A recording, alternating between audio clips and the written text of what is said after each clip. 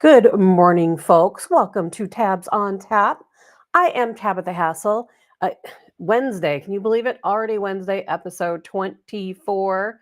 So happy to have you all join me this morning. So much going on today, so many different things to talk about. I want to do a little recap of the DNC convention taking place from August 19th to the 22nd. A lot going on there. It's kind of funny. Rumble was blocked from live streaming the DNC convention. I mean, does that surprise anyone at all? I have a few highlights I want to talk about from the DNC convention. A couple videos to play, lots of things to talk about. I want to talk about policy, Trump versus Harris. What are some of Trump's policies? What are some of Harris's policies? Definitely want to get into that. Something big is happening today. Good morning, Allison. Something big is happening today. We're expecting to have a revision on the jobs report. Think about that. And I'm going to get into that in a little bit more detail. And a few analysts really think that maybe somebody was cooking the books. Maybe they were falsely reporting by a pretty big amount the jobs each month coming in. So we're definitely going to get into that. And then how does that affect the market? Eh, I think greatly, and we're certainly going to talk about it. Man, the unemployment rate potentially the highest since October 2021. And once we see this revision, where where is it going to stand at that point? And what can we expect going forward? I'm going to give you guys a little bit of an update on the Middle East. Not a whole lot going on there. Again, not a lot has changed, but yet there are changes. Things do continue. We do continue to hear different statements, and what I want to go in the direction of that is I think uh, I think other world leaders know that we need something big before the election, and I think they see all of the things that our government has attempted to do to keep Trump from running.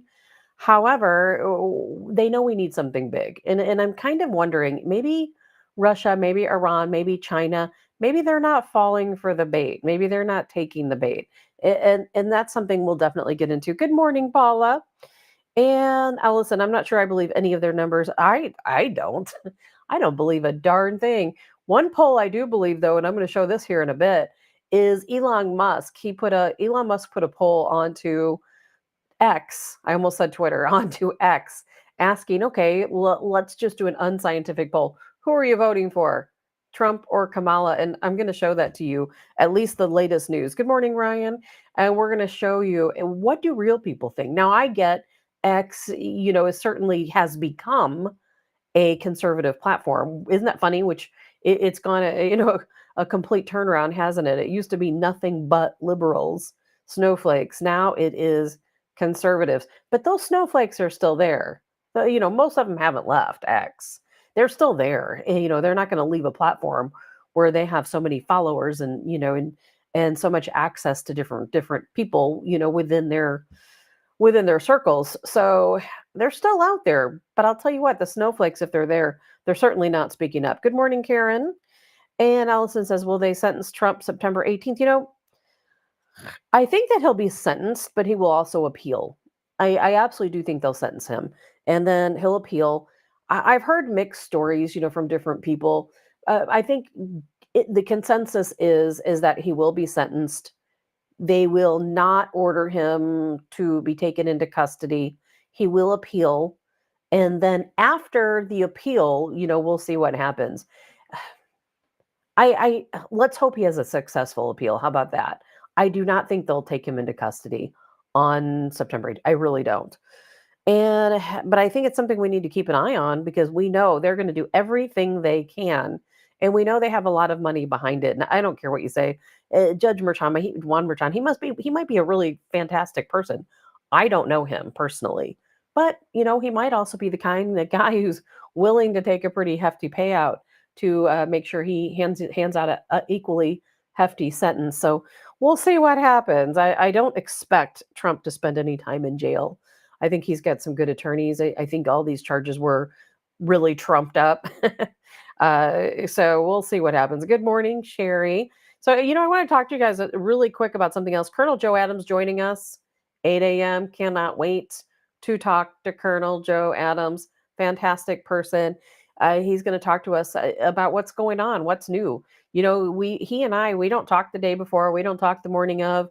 Totally unscripted. The only thing I ever told Joe is, "Hey, no topic is off limits. We can talk about anything we want. You can say anything you want. Doesn't matter. We don't pre-plan anything. Nothing on this show will ever be scripted. I'll tell you that much. If somebody ever contacts me, a guest in the future, and trust me, in my days of radio, this has happened many times where a guest will say, "Well, we'd love to come on the show, but these are the topics we want to talk about. These are the questions we want you to ask." That's not going to happen here. If anybody has specific questions that they want asked, outside of the realm of something I was maybe already going to ask, or if they say you can't talk about this, you can't, then they're not going to be a guest. End of story. Not going to be a guest because we're not playing those games here. That's why I wanted to do a podcast because I'm not playing any radio games on the podcast. Nothing against radio, by the way, but they're a little bit more censored than we are, but they've got FCC regulations to deal with. And good morning, Darren Roberts. If Trump wins and the Dems retake the House of Representatives, I expect them to block the inauguration. No question about it. Man, things are going to get crazy, crazy. Which is exactly why you guys need to reach out to Colonel Joe Adams at the Washington Guard. And if you guys can see it, I added a ticker. What's kind of funny is, as you guys know, I'm kind of learning how to produce a show. And I thought the ticker was there all along, but it wasn't. But I've got it now. I figured it out. Figuring things out just a little bit of a step at a time. Allison says he's an amazing patriot. Yes, yes, he is. There are so many great patriots, and we're coming across new ones all the time. You know, are you guys? This is kind of a non-political question. I'm curious if you guys forage.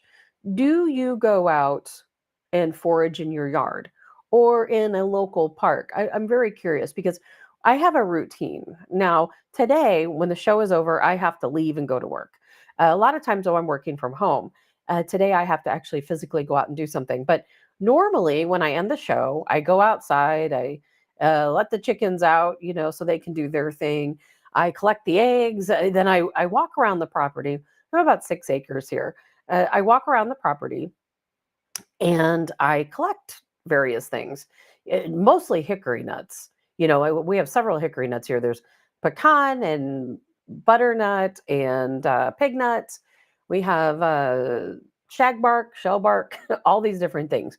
I collect them all. I have probably 100 different types of nuts out there, and I'm going to I know I'm not saying that right, stratify them over the winter. And then I am going to hopefully grow them into little mini trees. That's my plan anyway, because the trees I have are hundreds of years old. Eventually they'll be gone. And I want to make sure future generations on this property, whether it's me, my family, whether it is, strangers, I want to make sure that they continue to have hickory nuts. So I'm hoping to do that. And I might sell some of them. I expect to have many. Last year, I was planning to do that and ended up giving them back to the squirrels. I did save my pecans last year, but this year, I didn't. I have native pecans, but not the big pecans that I had last year. But yesterday, I was out walking around, and I'm always out looking at the bushes. And I knew last summer there was something I couldn't identify. This bush with these big red berries. So I went out last night or yesterday after the show on my usual rounds. I make my ways, around the property and out to the garden, check on all the trail cams and different things I have set up, and just my routine. And I came across that same bush, and it's huge. I mean, it's probably, I don't know, 10 feet wide, 15 feet tall, and it has these little green berries that turn red. And so last night I used my little plantain app to take a picture of it, which I've done many times, and it always says it can't identify it. This time it identified it as a spice bush. And I'm thinking, I don't know anything about a spice bush. So I looked it up, and it's really very interesting, a spice bush. If you don't know what a spice bush is, look it up. Go out in your property, see if you have one. Go to a local park and see if you have one, because they grow these little green berries that turn red, a very bright red. And I wish I would have saved one. I have a bunch of them in the other room, and I didn't bring them in with me. And the Native Americans used to use the spice bush to add. They would dry them and grind them and add them as seasoning to different dishes. They say it tastes a little bit like allspice. It's kind of the Native American allspice, is what I'm hearing. But what's most, and you can use the leaves, the branches for teas and tinctures and other different things. And I thought it was kind of interesting that the spice bush, it has a certain type of caterpillar, and it's called the swallowtail larvae, and they're the most interesting things. They have the uh, plumage. I don't know what other word you call it for a caterpillar, but it looks like they have these big eyes. They look like little bitty snakes, but they're not. It's just camouflage. And yesterday when I went out, I did not have time to look to see if I had any of these swallowtail larvae. I'm going to do that today, but I don't know when because man, I'm busy. Jay says lots of plants Native Americans used we don't even know about. That is so true. And Allison, plantain, purslane, dandelion, and nuts. We've got to see number one, if you're worried about the economy and where this country is going, you need to find out what's out in your backyard. Because if it's just beautiful green grass and nothing else, you're not going to be able to go out in your yard and forage if you need to, or not just because you need to, but just because you want to.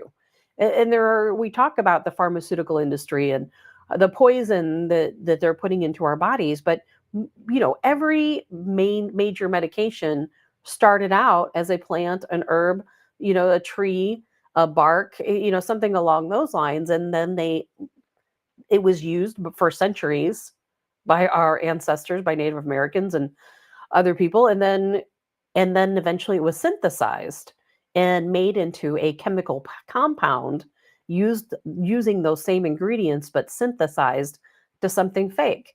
So think about that. Go out, see what you have. And I always tell people, man, if you don't have anything in your yard, that's okay. It is perfectly okay. I know a lot of people live in the city or different areas where they just don't have anything to forage in their yard. Go to a park. Going to any type of park is free.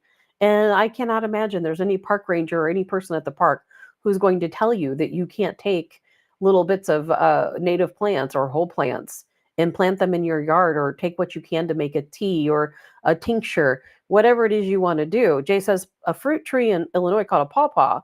It's hard to find, but fruit, you're right, Jay. And I'm actually looking for pawpaw trees because I don't have any here. And that is something I definitely do want. So I'm actually going to hopefully plant some pawpaw trees this coming year. Anyway, kind of, off the subject, but I wanted to throw that out there because I think in crazy times, we need to go back to the basics, and we have to realize, what do we have at our disposal that you don't even have to pay for? It's already there. A lot of tree saps you can use as bandages. And or super glue. There's a lot of tree saps that work the same as a super glue. If you're out collecting, let's say walnuts, and you cut your finger, there's you can open up the tree a little bit, get a little bit of sap, and works as a natural band-aid. Allison says, get the book, Eat Your Yard by Nan K. Chase. I'm going to look at that. Allison, thank you. Never heard of that. Good starter book for foraging. And I know nothing about foraging, nothing. So if I can learn it, you guys can learn it, because I know absolutely zilch about foraging. But you know what? It's all out there in nature for us to discover. And we have to make sure that these native plants continue. And I was reading that the sagebush, believe it or not, or sagebush, spice bush is making a comeback. People are buying them and paying a lot of money to purchase them, by the way, because people, recognize how wonderful they are and what a great foraging source they are. So anyway, I just want to talk about that. And while you're out there, I thought this was interesting. While you're out there foraging in your yard or in a park, if you come back with a lot of really strange insect spice and you don't know what they are, I just read a report yesterday that cicadas, remember how we had this big emergence of cicadas? I had zero up until, for some reason, now. Now all of a sudden I have cicadas. That must be the second wave. First wave didn't have any, nothing, absolutely nothing. But they say that the cicadas have cicada mites, and that because there were so many cicadas, the mite population has exploded. And they said there, a lot of different medical centers are having people contact them, and they're just covered in bites, and they don't know what it is because it's not chiggers, it's not the things we normally identify. They're saying, well, it's cicada mites. Who would have thought? Who would have thought? I know I didn't have any cicadas, but long story, something we'll talk about, another day. I think I'm having a problem though with my trees. There's something going on this year where my trees are not quite as full as they were last year, and I really don't know why. Jay says the yearly cicadas are coming out of the ground, and that must be what I have. Just the average cicadas. Anyway, sorry to trouble you with all of my foraging talk, but I wanted to make sure we got into that. So today, unemployment numbers at some point today. Now, every year, this is not unusual. Every year, it's very common for the government to go back and revise the unemployment numbers, right? We just had a July report. Gosh, in July, we received the unemployment report, which at the time, I think it was 4.3%, the highest it's been since October 21. I mean, in October 2021, we were still dealing with COVID unemployment, weren't we? There were still a lot of people who were not yet back to work. A lot of people still laid off, working part time. So those numbers were pretty low in October 2021. Employment high, people out in the workforce low. And so in July, when we received that report, if you guys remember, we had a little bit of a kickback in the market. I'm sure you guys probably remember that. When anytime these reports are released, the market just drops. I mean, it will flat out drop, and it always rises back up. So it's not a doomsday scenario by any means. But today, like I said earlier, is Biden cooking the books? I really do wonder, because we none of us trust their numbers. Like Allison said, none of us trust their numbers anyway. But think about this. There's a lot of experts out there who believe that the numbers were off by possibly up to 1 million jobs. It's possible that Democrats reported 1 million more jobs than what there actually were, which really takes us to a couple of different things. One, if they added in 1 million more jobs than what there really were, then we already know a good portion of the jobs that came back during Biden's term were COVID jobs, right? Jobs that people had lost, that people were laid off from, jobs that disappeared during that time. And then later, when things started getting back on track in 2022, those jobs came back. They took credit for it. Of course they did. So really, I mean, were there any new jobs created? Just normal jobs during the past 2 years. This is really going to lead to what type of economy do we have? What do we have to look forward to? A lot of people already say we're in a recession. I say we're in a recession. Some people think we're heading towards a recession. I think we're heading towards a Great Depression. I think they've been fudging the numbers. Now, I would be surprised if they fudged the numbers as much as 1 million. I think it'll probably be closer to about 600,000. But I'll tell you what, that's a big deal. Even if it's 600,000 jobs they claimed were added, and in fact, we go back and revise the numbers, and we have to drop that number down by 600,000. Still, guess what? If it's over 501,000 jobs, then that's the largest revision we've had in 15 years. And that's going to say a lot about the economy. And that means that stock prices today are probably going to drop. I would bet you anything on it. As a matter of fact, I'm betting so much that stock prices drop today. I sold my largest stock, all of it yesterday, all of it. And because I know today that stock is going to drop.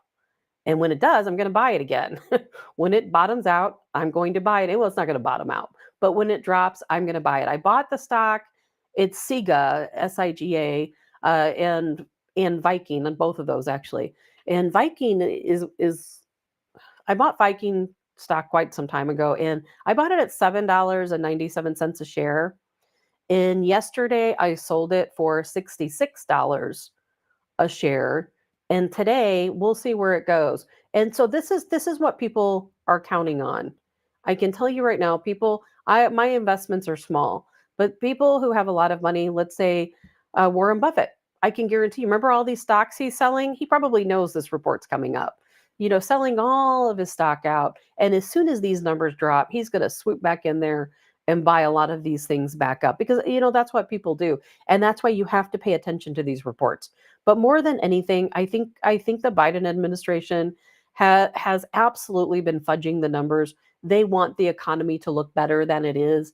And today, now, nobody can predict what's going to happen when these numbers are revised today. But if they are revised, and if that number, again, if it's revised by at least 501,000 jobs, then that's going to be the highest number, the largest revision we've had in 15 years.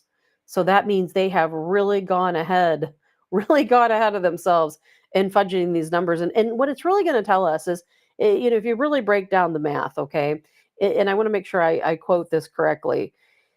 Let's see here. As of right now, the Biden administration claims that they added 242,000 jobs per month over the past several months, past year. Okay, 242,000 jobs per month. If the revision comes through as we expect it to, it's really going to mean that they added about 150,000 to 158,000 jobs. And that's going to be very bad. That's going to be very bad for us. So I don't know what's going to happen. I really don't. They claim as a total, they added 2.9 million jobs, and it's probably going to be more like they're claiming, not me. I'm not an economic strategist by any means, but the experts, the people who are experts, are claiming it could be the real numbers could be 1.9 million up to about 2 million, but not 2.9 million. So we will see what happens.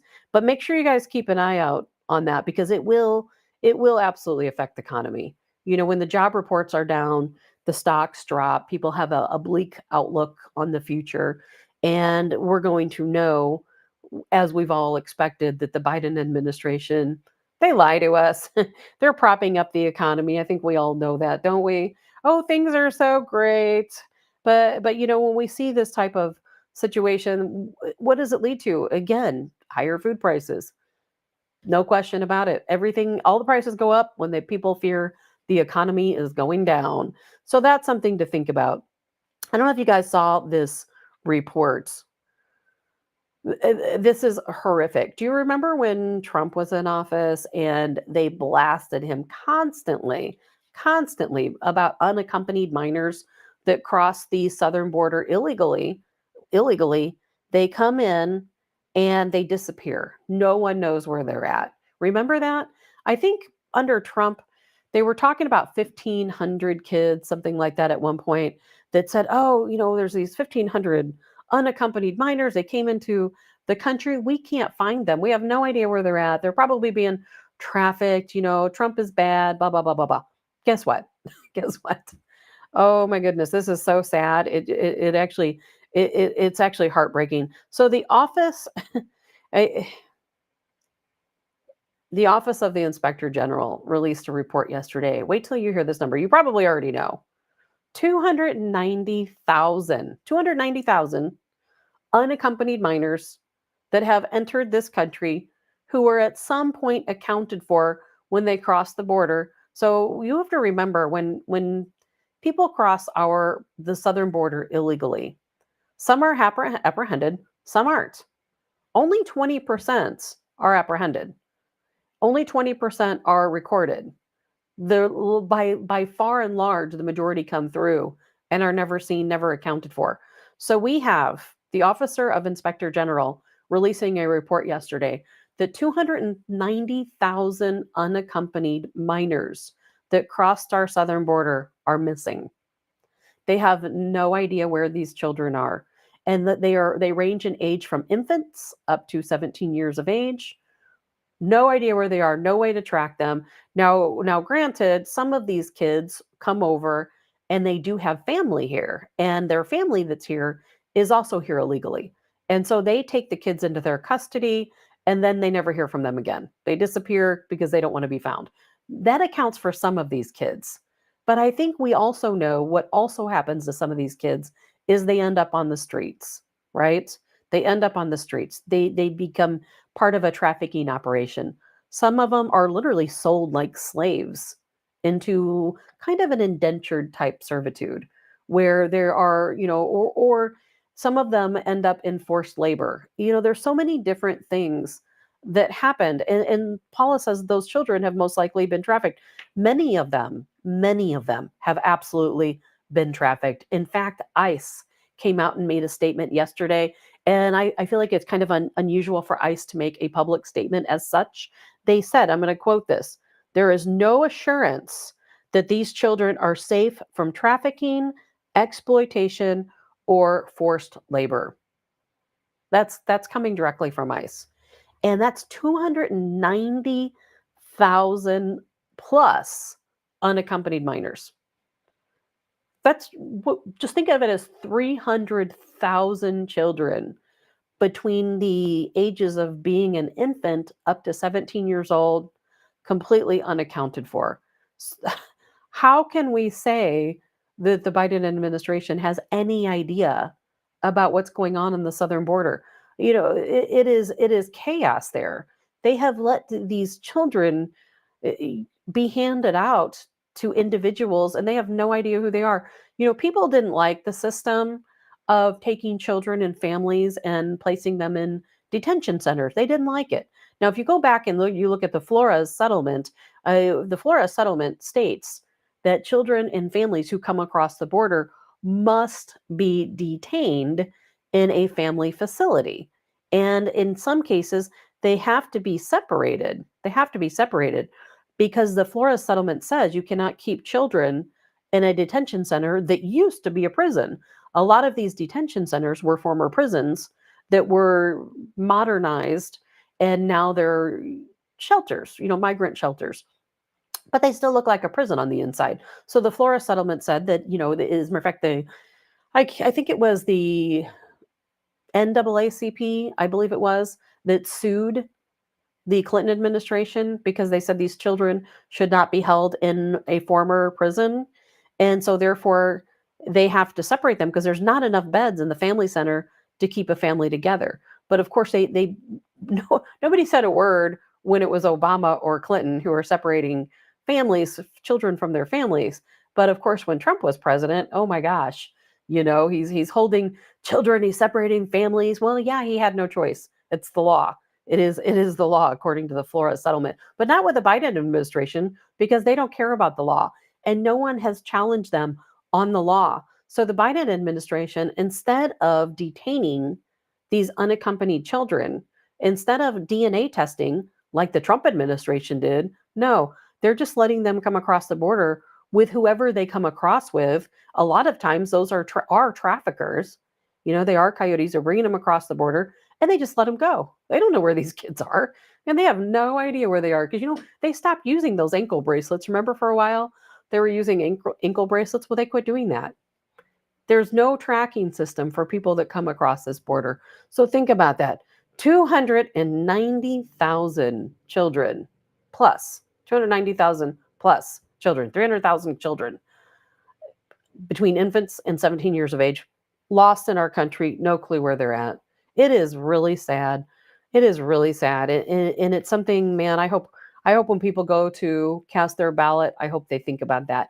And I hope people talk about it, that we have that many children in our country, many of them, not all of them, many of them right now being trafficked, being exploited, being placed into forced labor, to indentured servitude. It is a really sad situation.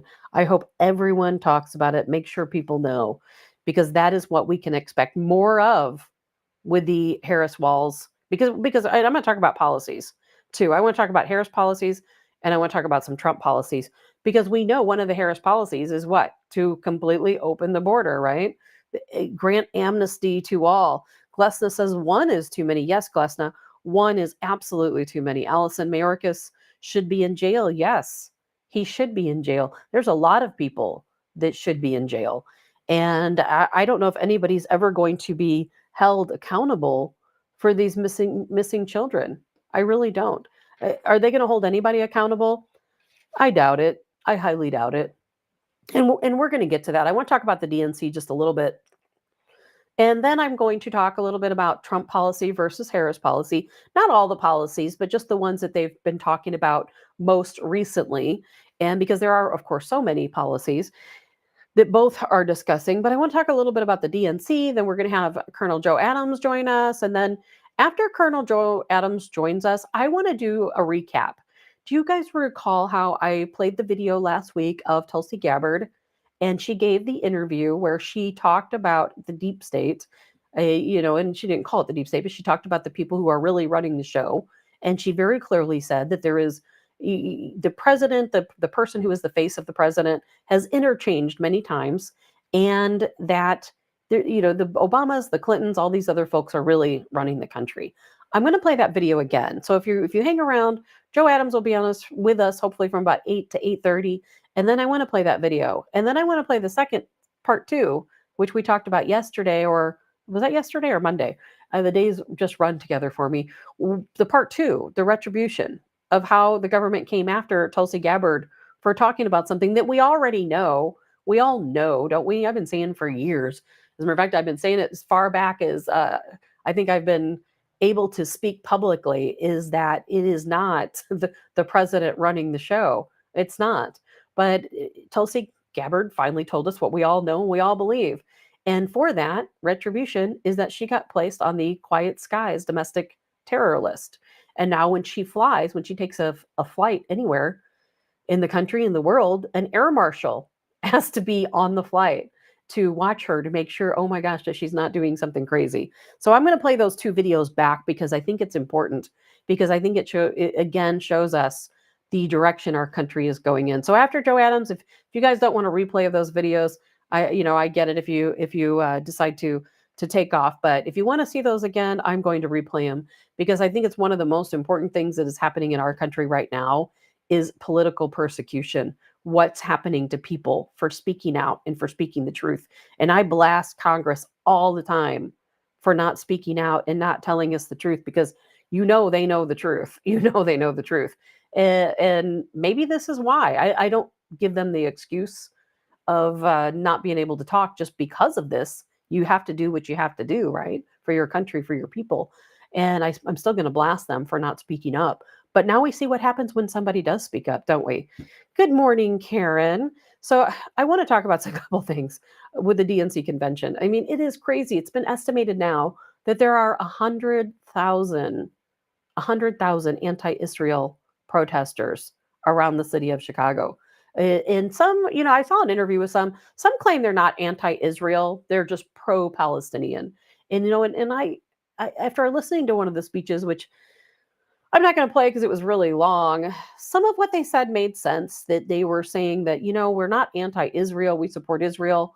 However, and trust me, this sentiment is not common amongst all these people. Some of these people absolutely hate Israel, no question about it. But this person had a different point of view, and they were saying, well, they don't hate Israel. They just want to stop the genocide that's happening in the Palestinian region, and that's why they're there. But they were one of the more peaceful people.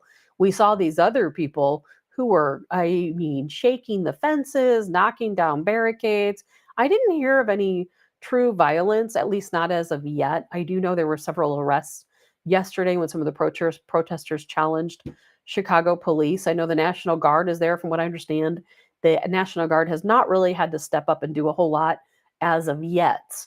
But we'll see how things go, because I think we know, if anything happens over in the Middle East right now while this DNC convention is going on, man, these people are going to lose their minds. Let's see here. Selected, not elected. You better believe that, Robert. Selected, not elected. Good morning, Michelle. And so something I want to talk about the DNC, because let's just put a bright spin on it. How about that? Let's just start off on the right foot with this video.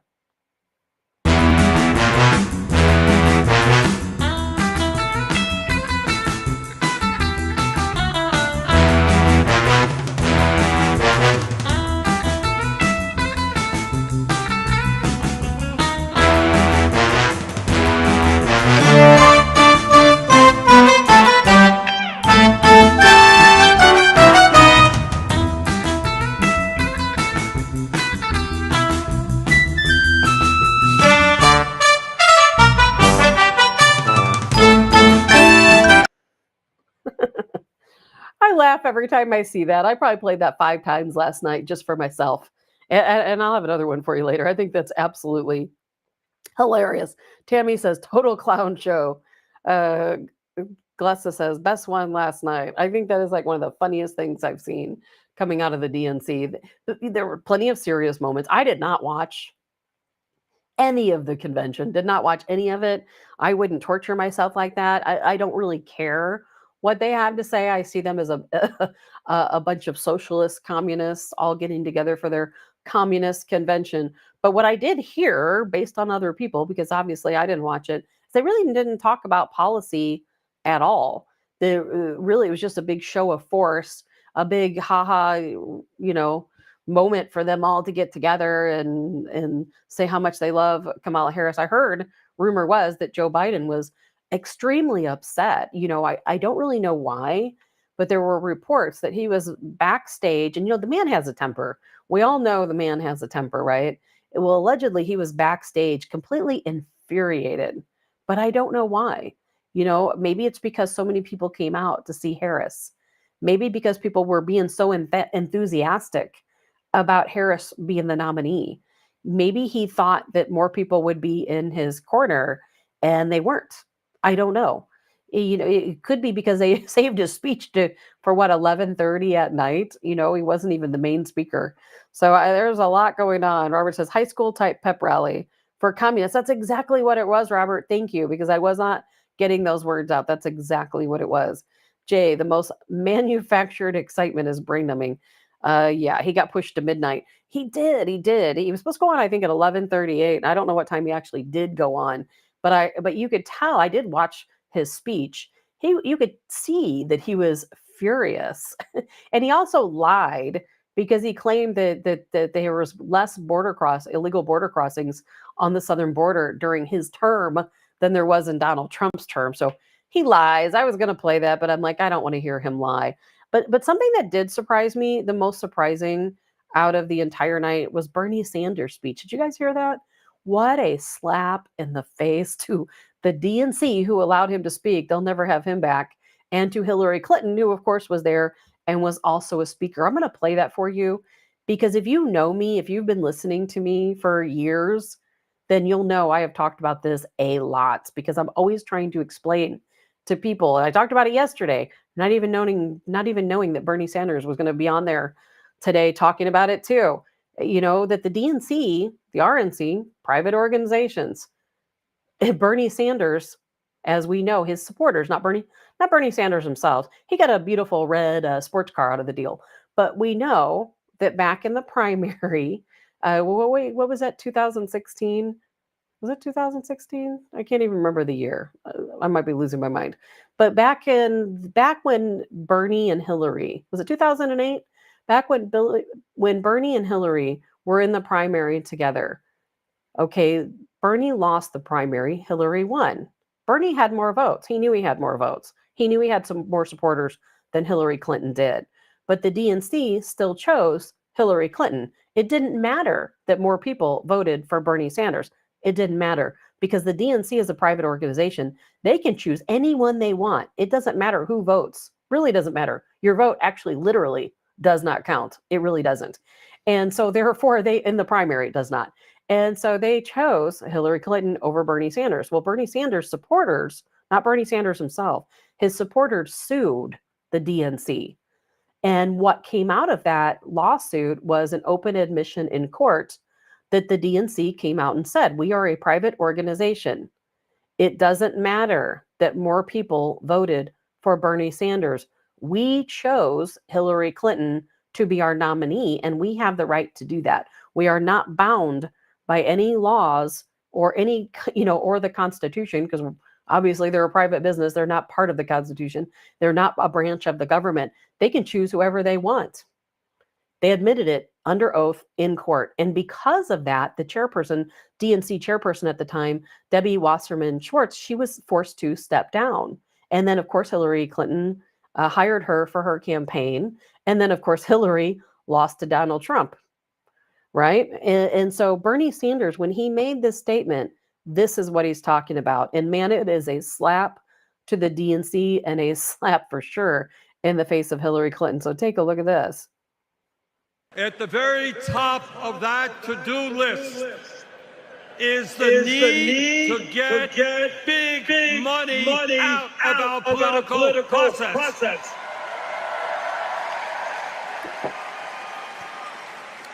Billionaires in both parties should not be able to buy elections, including primary. I don't know why for some reason, the end of the video always cuts off. I have absolutely no idea why, and there's nothing I can do to fix that.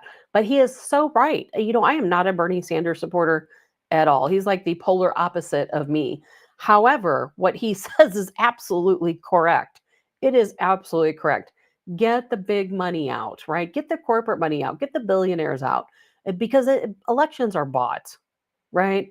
And like Robert said, selected, not elected.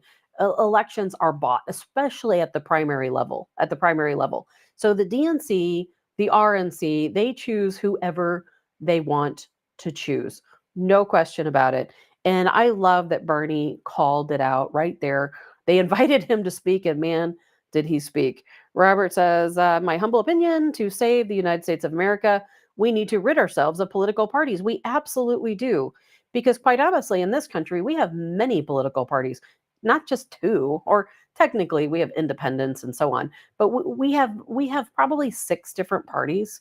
The folks on the very far left, the communists, socialists, they have their own party. There's the Democrat Party, that's the more moderate Democrat Party, which is like the old school blue dog Democrats. There's not many left because most of them have made a run for it, but they're still there.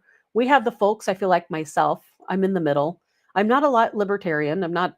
I would be maybe an independent. I call myself a middle of the roader. Then we have our Republicans, who are probably a little bit more like me, where we consider ourselves Republicans because we don't really have a home to go to. We don't have a party to call of our own, so we have no choice. And Trump fits in there with us as well. And then we have our old school Republicans, the establishment Republicans, right? And we have Mitt Romney, those types of folks. And then we have the very, very far right Republicans. And those aren't the establishment folks.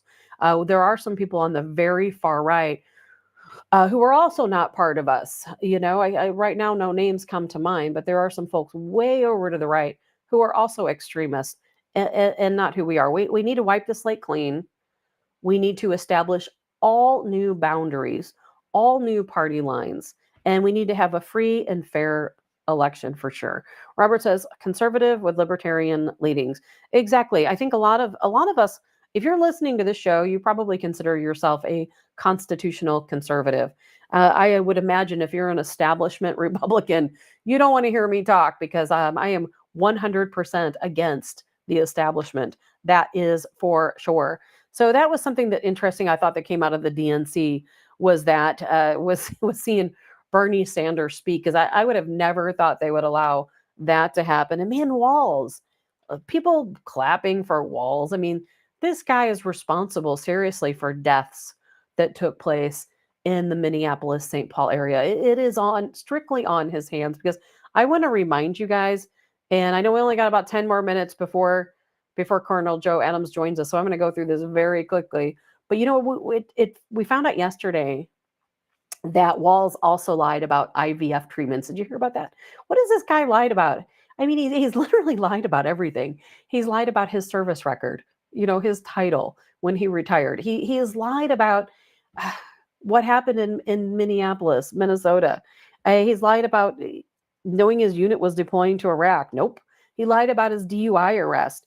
And so now he's been caught lying about his wife receiving IVF treatments. Now, in his defense, she did receive some type of treatment. It was not an IVF treatment. But this guy is so far off base. He really is. How people can rally behind him, I do not understand. I will never get it. The guy is absolutely a socialist. He's got China in his back pocket. He's going to be selling all of our farmland to China because he trusts them. Not because he's selling it to them because he thinks they're bad. It's because he trusts China. He loves Chinese culture, which is fine, but it's not okay if you're going to be a vice president. It's not okay. You have to separate these things, and I don't think he can do it. I don't even know who this guy is, because he lies about everything. We don't even know who he is. it's all a big masquerade, isn't it? And quite honestly, I probably shouldn't even say this out loud. I I'm wondering if maybe he had these fertility treatments with his wife because maybe they've never even had an actual interaction, if you know what I mean. Did you see the way he greeted her at a rally, 2 weeks ago? He shook her hand and then you could see she kind of reached around. I played the video at the time, but she kind of reached around and kind of patted him on the back, like, maybe you should hug me or something. So he did, but it was extremely awkward. It was almost like they were two strangers. It was one of the strangest interactions I think I have ever seen. And maybe it was just an awkward moment. I don't know. And Robert says Islamicists as well. Man, we're in trouble. We are in trouble. In Rumble, they wouldn't even allow Rumble to live stream the DNC convention. Why? Because Rumble tells the truth. They don't want it. Something else different I'm going to throw in really quick, and then I'm going to have to go through these policies super fast before Colonel Joe Adams joins us. But I'll tell you what, there's so much crazy stuff that goes on. I even heard that the instead of using your typical photographers, your typical reporters at the DNC convention, that they had about 200,000 digital creators there, people who are going to take the DNC convention and use AI to manipulate it and turn it into all of these different social media posts as part of their advertising campaign. Not surprising because, digital creators is kind of the way things are going, but who knows what we're going to what we're going to see spun out of this. And I also saw, there was a man who posted online that he was in Moon, Pennsylvania. He was at the Primanti Brothers restaurant. If you know what that is, they have typical Pittsburgh style sandwiches, cheesesteaks, and that type of thing. And he was hanging out, eating his lunch, having a good old time. And then the Harris campaign comes in, and they make everyone leave. These people are mid ordering, sitting down, eating lunch, and they make them all leave. So these people leave. Well, this guy hangs around and he's standing outside. He's upset because he took an extra long lunch break to come up here and get his sandwich. And so he leaves and he stands outside. Well, they brought in their own customers. So the Harris campaign, according to this guy, they brought in their own customers and then filmed filmed a little promo for Harris walking around talking to people, and fake. It's all fake. The party of transparency. It's all fake. So Colonel Joe Adams is going to be joining us soon. I'm keeping an eye on him. I think he is waiting for us in the wings. So I'm going to go through these policies very, very quickly. Very quickly. So Trump, okay, and these are just the policies they've talked about this week. Trump, he is one of his policies. He's going to make it a felony for any medical professional to perform surgery on a minor without parental consent. Death penalty for human traffickers. He said he knows that's going to be tough to pass, but he wants it to become literally a death sentence, which, by the way, the state of Illinois yesterday stated that they will no longer allow corporal punishments. Think about that one. So anyway, he wants to create a death penalty for human trafficking, part of his tough on crime policy. He wants to crack down on government officials who leak information to reporters. And that affected him personally, right? We've had so many leaks, and we all think, oh, how did that information get out there? Well, we think we all know. So he wants to crack down on government officials leaking information. And let's see here. Schedule F. He wants to bring Schedule F back. And if you remember what Schedule F did, I think that was a law from 2020, I believe, where it declassified, or I shouldn't say declassified, it reclassified government employees. And some of them are very difficult to fire because of their classification. Well, he wants to go back to Schedule F. He wants to reclassify a lot of government workers. And the reason he wants to do this is because he wants to go after, according to him, corrupt bureaucrats that weaponize the justice system. Sounds like a great policy to me. And he wants to create the largest domestic deportation in America's history. And these are primarily people who harbor jihadist sentiments. Those folks who sympathize with the jihadi movement, he wants to deport. He wants to deploy thousands of troops to our border. Some of our troops that are stationed overseas who aren't necessarily needed for different active duty. He wants to deport them. Gosh, he's not going to deport our troops. He wants to redeploy them to the southern border. He's going to put a travel ban on terrorists. Remember there were several different terror countries. He wants to place a terror ban on these countries. And Robert says, Nicole Shanahan, Robert Kennedy. I'm going to talk about that. I didn't get to it before Joe, but I've got 2 videos I'm going to play of Nicole Shanahan talking about RFK Jr. and then I'm going to show Trump's rebuttal to that. But I can't do it yet. We're going to talk to Colonel Joe Adams first. So Harris, let's take 3 minutes to go through these. Now, these are just policies. These are just policies that have been talked about in the past week. There are many other policies these folks have. So Harris, she backs Biden's 44.6% capital gains tax. This is the highest capital gains tax in the history of our country. Didn't we fight a revolution for something? I mean, not according to these guys. 25% tax on unrealized gains for high net worth individuals. Amnesty for all illegals. Harris wants to close all of the detention centers, and we will have amnesty for all. Everyone. Doesn't matter who you are. Didn't say anything about vetting. Amnesty for all. She backs the net zero energy policy. This is a really big one to me also, which basically means she wants to abolish coal, oil, natural gas. They want to shut down power plants. They want everyone to use electric. And some of this is already happening in California and some other states where new homes, and I've talked about it many times, new homes cannot be built with natural gas. They have to be fully 100% electric. It is code now in California, which is ridiculous. And right now, I mean, we already have our utility bills, our electric bills are already up 30 to 50%. Think what's going to happen if Harris shuts down these power plants and of course abolishes coal. It's going to be crazy. Universal health care. She wants universal health care. Health care for everybody. What do you think about that? Health care for everybody. And she wants to get rid of private health care. Only you're not going to be able to choose between private health care and universal health care. You're going to have to take whatever the government gives you. And it might sound nice, but it's not. Talk to folks who come to the United States because they need health care. All right. So I am going to bring us in with some Colonel Joe Adams with the Washington Guard. Can't wait to talk to him. After we talk to Colonel Joe Adams, we're going to talk about RFK Jr. and his potential endorsement of Donald Trump and how that came about. We're going to talk about Tulsi Gabbard and with Tulsi coming out talking about the deep state and then being placed on basically on the Quiet Skies terror watch list. So we're going to talk about that. But in the meantime, if you guys can give me a moment, I'm going to get Colonel Joe Adams set up and ready to go. I feel pretty, oh so pretty. I feel pretty and witty.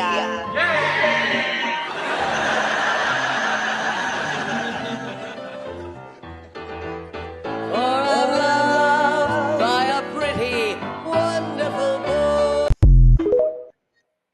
All right. There we go. Colonel Joe Adams with the Washington Guard. Thank you so much for joining us this morning. How are you doing? Thanks. Glad to hear it. I was watching these commercials again. Now the Democrats against Hawley. I guess he was in the National Guard that went down to Eagle Pass or whatever. And I thought he was a Republican commercial, but turns out he's a Democrat. And he says he's a lieutenant colonel in the National Guard. He claims he's Border Patrol Tactical Unit certified. There's no such thing. I mean, with the Border Patrol, and there's no such thing. In fact, when the National Guard goes down at different times, they don't even meet with Border Patrol until they're on the job. And so I don't know what this certification thing is, but I think he was standing next to one of the he calls a tactical unit. With a tactical unit in Border Patrol is called BORAC, BORAC. So I don't know what all that means, but it's just another. I mean, he's a liar anyway. And he said he's going to close the border, stop fentanyl. He himself is going to personally stop coming into this country. Well, good for that one. I mean, the Border Patrol is having a hard time doing it, and he's certainly not. We got in this country right now, we got more young adults dying from fentanyl overdose than anything. And just I don't know the news for him. If we close the borders, we cannot totally close the borders. It's too late. If tomorrow, the problem here, they have to, and no one, we're looking at generational change to this country, not just one term or two terms to stop all this. But then again, Republicans are saying when they ever time, even the Republicans are saying when they ever time their guns and blowing stuff up, I all the time, how to do that? Tell me your plan. So he's a joke. The 7,000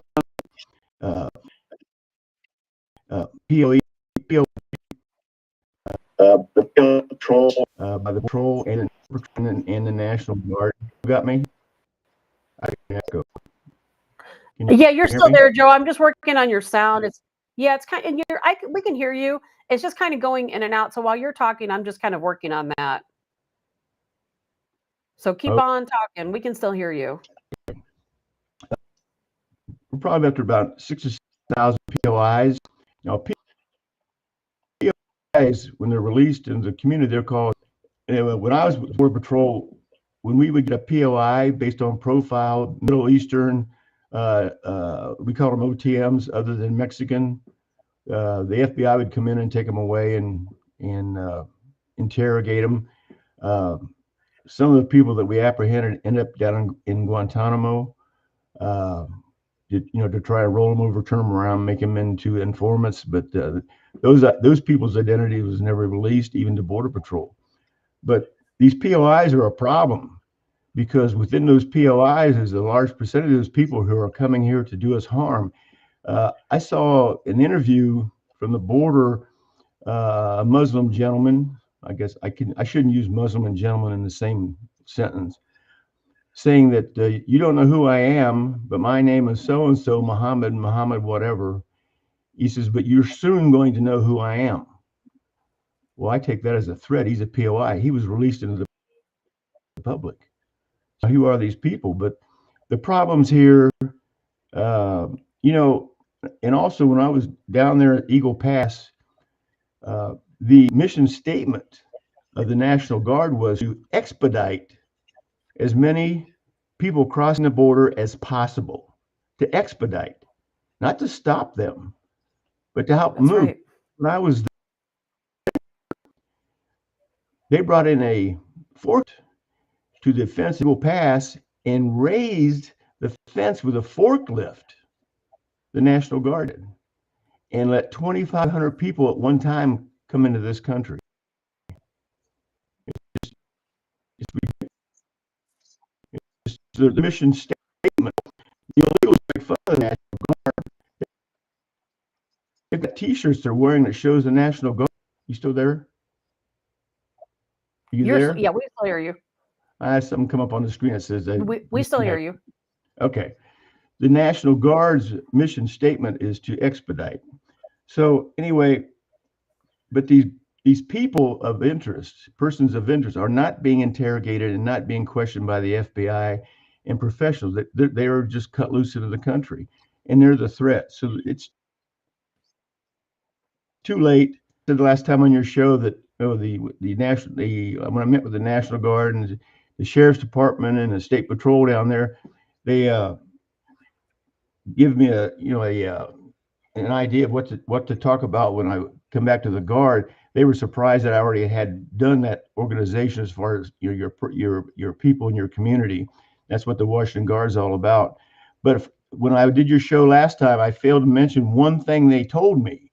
This comes from the Sheriff's Department, Border Patrol especially, and the state troopers in Texas. And that message was, arm your family.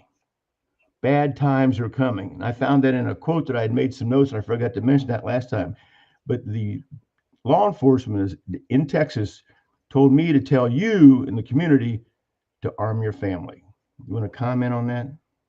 I absolutely want to comment on that, Joe, because I couldn't agree more. I could not agree more. I spent a lot of time on the show talking to people about how they prep. Obviously, I talk to people about the Washington Guard for exactly that reason, because you need to be prepared. I know I moved to a rural area to escape the craziness in the city of St. Louis, and even how it was becoming in St. Louis County. And guess what? I'm in a rural area, a town of 6,000 people, and we have illegals being bussed here to our city, and the crime has already gone up. You can't tell me that that's not correlated. Well, absolutely. I've seen some bizarre stuff down there. Latest, I stayed overnight before I went into Eagle Pass, at a place called Italy, Texas. I didn't know there was an Italy, Texas. It basically was a truck stop, and I got to talking to the owner, and I said, "What's going on around here?" He said, "Well, he found out who I was. I told him what I do, where I'm going, down to the rally at Eagle Pass." And he said, "Well, let me tell you about what's going on here." He said that 0530, the buses will pull in and unload the illegals. But he said, "Here's the strange thing, Colonel. They've all carrying white envelopes." I said, "Okay, so what does that mean?" He said, "They're full of cash. These guys have thousands of dollars on them when they arrive here. Then the next morning, vans pull up, Texas plates, and have a manifest, and they would load up the illegals, already had it organized, into those vans." And I said, did you see the cash?" He said, "Well, yeah, they come in and they buy things here at the truck stop before they get on the vans, and they're distributed throughout the country." I said, "Well, who are these people driving these vans?" He goes, "Cartel." I said, Crazy. "You're telling me the cartel picks up illegals at your facilities, your hotel, your motel, your truck stop on almost a daily basis, and they're all carrying envelopes of cash?" Yes. I said, "Oh my Yes. God." So And they're coming, Joe, they're coming to a town near you. They're already in your town. I But if know. you're out there and you think they're not in your town, they are. And not to say all of these people are dangerous, but they're all here illegally. And many of them are gang members. Many of them are rapists.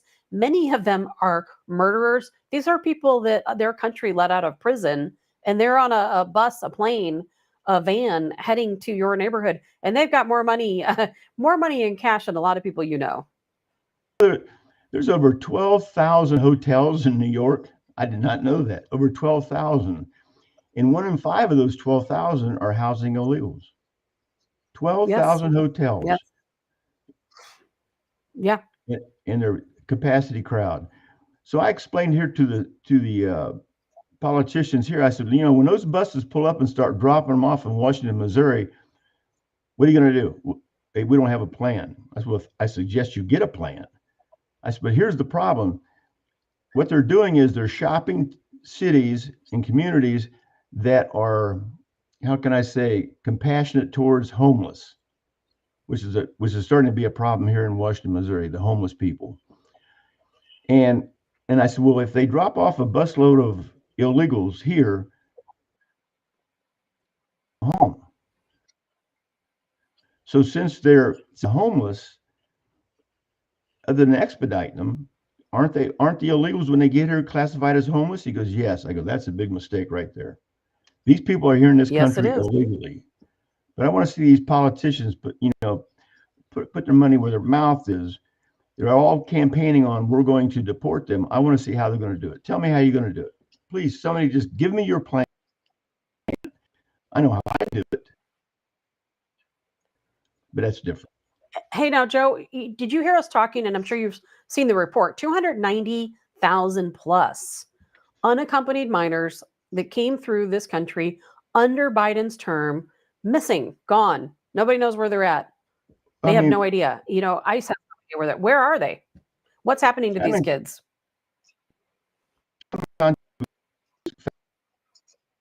Foundation, largest rotation shelter in the country, large, and they told me that the number of sex slaves, enslaved people that are coming into this country that they go through the channels and end up on the slave market. There's more slaves in this country today than there was before the Civil War. That's right. Unbelievable. That's right. Nobody wants to talk about that, do they? Children. Total disrespect kids. I used to remember when they had milk carton babies. They had the advertising on the milk cartons and missing children.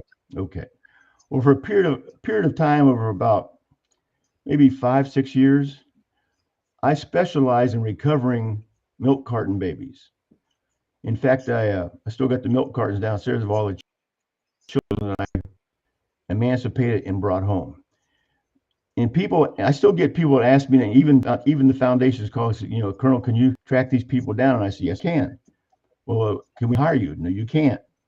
And the reason I quit tracking milk carton babies, because understand this, every child I went after, I recovered one way or the other. So I knew that someday I'm going to end up in a penitentiary because I started being the judge and jury on my own. And it was getting out of hand. And so I retired from recovering missing children, because if there's one thing in this country we need to protect above all are the children, and we're not doing it. We're not. We're not doing it. And what do you think is going to happen? I mean, kind of a rhetorical question under Kamala Harris or Tim Walz. I mean, what's going to happen? They're going to open the borders. They've already said they want amnesty for all. They're not saying, well, we need to vet these people, or like Trump, we're going to take a look at these jihadist sympathizers. It's amnesty for all, open borders, close the detention centers. What's going to happen to the children then? Disappear. I mean, some of these in the sex slave industry and dispose when they're finished with them. This is worldwide, not just here in the United States. We all you just don't see it. It's like a secret. I made a comment. I don't think I mentioned on your show. My life is a walking metaphor. I love metaphors. And last Saturday, when I spoke before the Washington Guard, I gave them a metaphor that I stole from some journalist. I was walking through the House a couple of weeks ago, and I heard a journalist describe, if in fact we elect, not me, if she's elected president, that rearranging the chairs like the Titanic, nothing's going to. And after thinking about, this country is just treading water, and that's all we're doing. We're not getting it, and you can only tread water for so long, and what happens? You're gone. So it's going to catch up to us fast, Joe. Well, the world is United States. Forget the world. The United States is in worse shape this minute than it was before I came on this show today. It's steadily going downhill. And people just aren't paying attention. You're forced, or you should be, doing whatever you can to protect your family, because problems are coming. They are. And Joe, I think we've talked before when you've been on the show about the violence that's going to take place. It doesn't matter if Trump wins or if Harris wins. There is going to be violence in the street, because people on either side, there are people who are going to lose their minds. World country, people usually think that's like economic things like that. Well, yeah, we're going broke. No, what they're talking about is these people that come into this country are bringing their way of life with them. Now, where they're coming from, everyday violence is normal. Corruption is normal. their whole attitude, just corruption, because they come from countries and governments that are totally corrupt. You know, when you talk about the president of Mexico, you're talking about the cartel. Yes. We're giving them aid. We're sending them millions of dollars a year in aid. We're sending Venezuela aid. Thank you for shipping all of your convicts up, your gang members. We're going to give you $50 million. Now, that's ludicrous. And we're keep doing it. What do you think? They just armed the IRS is an armed military operation now, because they've got to keep shaking the pockets of the taxpayers to pay these people to be our friends. We even pay our enemies.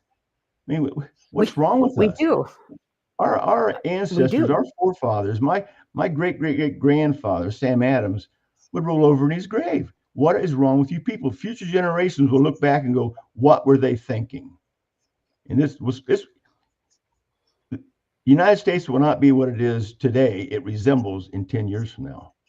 There's going to have to be an after effect of all this damage.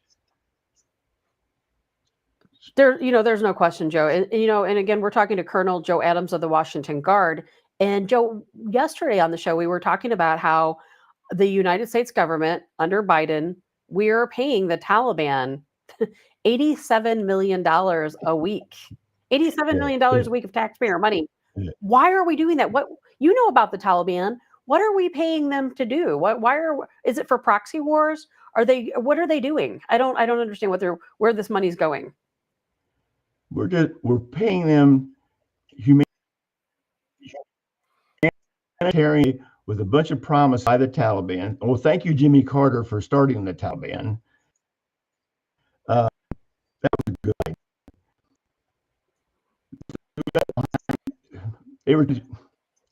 There's an old poem. Rudyard Kipling said, "The East shall meet." They were talking about Afghanistan lives over there. We abandoned the Dean, who I'd worked with on different occasions, and the Taliban. The place the Taliban went up north of Kabul and almost wiped out. The Mujahideen now joined the Taliban because they either join or they die. Now we're just paying the Taliban to stay within their borders. That's all.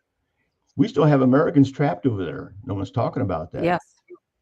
Really, no one's talking about that. What about those missionaries? Where'd they go? They're still there. So we're paying people to be our friends and not to hurt us, because we talked about the strategic respect, and that's gone. That's gone. Putin has big plans for Cuba. Big plans. If he respected us, respected the administration, the White House, he would never have sent those submarines down there and those battleships. And I think we've talked about it before, that Russia is paying their citizens to take vacations in Cuba. And he's doing that. He's doing that as a slap in the face to Biden in the White House. If Trump was in office, would not be sending all paid expenses for Russian citizens to go to Cuba. It's all a psychological thing. It's just it's saying, Cuban, we're sending money to Cuba. You know that, right? That's a communist country. Yeah, we're 90 miles away from Key West, Florida. From Key West. I worked with the second generation of the Bay of Pigs veterans who came over here and left Cuba, and I know the ins and outs of Fidel Castro. I've been to Cuba twice, unofficially. Cuba has a museum, a huge museum, about everything that the CIA did to try and kill Castro. An entire museum. It's a tourist attraction. I couldn't believe it. It's beautiful. But why are we sending money to a communist country who's also realigned with Putin? It's a mad world we're living in right now. But going back to the Washington Guard, the reason I moved out here is to start the Guard, to help the community to assist all the first responders in their endeavor to protect this community. So we teach two things. The first and more, in fact, I talked to one of your listeners yesterday, Charlie, and former Marine like myself, and he's joining the Guard. In fact, we had 4 people that joined the Guard and guests that listened to your show come to our muster. Love to So hear it. I had only done 2 of your shows, and we have these people already coming that follow you. I think you've got a bigger following than you know about. So we talked about Well, that. I don't know. So Charlie tells me, well, I'm an old Marine, and but I can still pull the trigger. I said, well, you're in, because we were talking about qualifying to be in the Guard. The first and foremost thing we teach is weapon craft, and that's I had a elderly lady come out. She never handled a gun. I'm showing her how to do it, and she says my legs are going to give out. I've got to sit down. And I said, I'll do this. I got her chair there, and I let her shoot from a chair, because Yeah, and we teach a variety of weapons, and especially the women will say, well, how come I have to learn how to use this weapon? How come I have to learn how to use this weapon? And my comment is this: because someday you might have to pick one up. It that's might right. not be yours, but you might have to pick one up. So the first thing we teach is weapons craft, to be able to defend yourself, defend your family, defend the community. The second thing we teach is the skills necessary to help the first responders. That's what we do. That's right. That's right. Because and Joe, it all intertwines, doesn't it? We have to we have to assist in our community. We have to help out our first responders. And one of the things the Washington Guard does, and I've preached this for many years, ever since I've met you, is that it's not just that you're a militia. It's not just that we're prepping for what situation could potentially be the worst. It's not necessarily about war. It can be about natural disaster. It can be about a major catastrophe happening. And the first thing you do with the Washington Guard is you mobilize and you go out and help the community, right? And Right. then when you must, you're going to retreat and you're going to protect yourself and yours. And you know what? It's safety in numbers. And I'm so glad to hear that 4 people, and I know Charlie, and I've talked to the other members, listeners who've joined the Washington Guard, safety in numbers. It's not, if you're helping your community, you're protecting yourself and your family. That is what is absolutely necessary in good times and in bad times. Well, the professionals on the border, that was a message they sent home to me. Arm your family and organize your community. I've told you before, we're so lucky to have the sheriff that we have out here, Steve Pelton. I mean, he's just a fantastic person, and is going to come back. The authority in these communities, in the counties, is going to be given to the sheriff. The sheriff will run this county. Now, we're just very fortunate, and that we have that. Like I've told people, tell me, well, I'd like to join the Guard, but I live in Illinois, like you. Yes. I go move, and I said move. I said don't even go back to Illinois. Call your friends, call a mover, have them bring your stuff to you. Don't even go back. Don't go back and get your stuff. It's come to Missouri. Real Americans live in Missouri and in Franklin County. So I know you've got a nice home and everything, but when I travel the country, I try not to go through Illinois. Period. So, I understand why the people here are fantastic. The law enforcement's fantastic. The governor, man, he's got a whole other agenda on his mind, and I'll have a whole show on him someday. I don't blame you at all. Yeah, they had a governor's meeting. All the governors who supported the governor of Texas during that big pro-Trump rally down in El Paso, Texas, not El Paso, but in Eagle Pass. And when I was down there, and I couldn't, so they were taking a group shot of all the governors and stuff together. And guess who was there supporting the governor of Texas? The governor of Illinois. He was there. What's he doing there? That's bizarre. Funny. Bizarre. The world is bizarre, Joe. He was very camera shy. So anyway, but he was there. He didn't want anyone to know he was there. I guess not. It was never exposed in the media that it was there. I was standing next to him. I know he was there. Well, the media doesn't want you to know. The mayor of Chicago recently spoke out, and I talked about it on the show, and he said, for the love of God, he literally said, pray, that Governor Abbott, Greg Abbott of Texas, doesn't send more illegals to the city of Chicago because we can't have it. He's like, we hope he finds it that he finds Jesus, I think he said, and doesn't send more, because Illinois, man, they're taking us down. The illegals in the state of Illinois, they're hurting us bad. Well, if they're in one fifth, well, if they're in 20% of the hotels in New York, and the taxpayers are paying the bill, what do you think that's costing us a day? A day. Some of the hotels have permanently went out of business and have now turned themselves into facilities just for immigration, because the government pays more money than they were making before. And also, the hotels in New York, periodically when you have a hotel, you have to upgrade and do maintenance and remodel.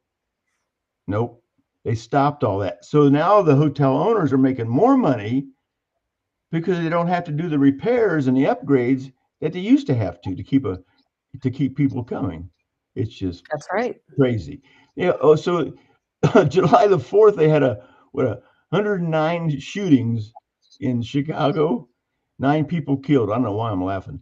109, but I'm laughing because the mayor of Chicago said, well, it's the Republicans' fault that 109 people got shot. Yeah, because because the shooters would come from a disenfranchised community. So they just shoot each other. But it's our fault. It's our fault.